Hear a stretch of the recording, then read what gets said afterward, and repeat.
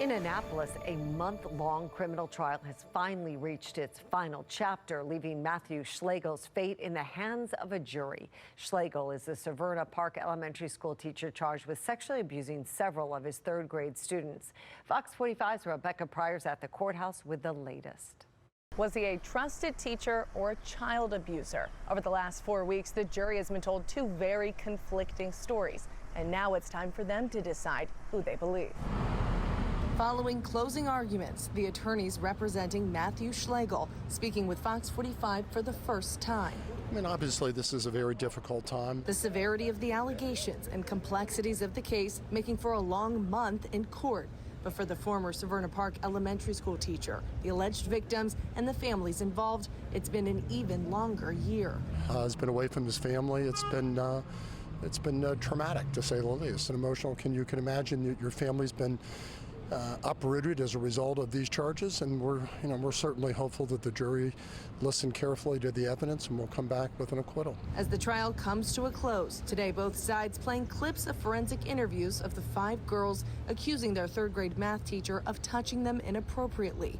The state attempting to show a pattern. Each girl claiming when seeking one-on-one help with their schoolwork, the abuse would take place behind an L-shaped desk tucked in the corner of Schlegel's classroom. "Do you like him?" an investigator asked. "Yes, except for when he touches me," one girl replies. "I felt weirded out, but then I was like, well, he's a teacher, so I should probably trust him," said another. Meanwhile, the defense pointing out inconsistencies and questioning the credibility of their delayed disclosures. There are simple details that they can't keep straight, they told jurors. Every single child in this case is connected to another child. Out of 200 children, he only abused the ones that were friends.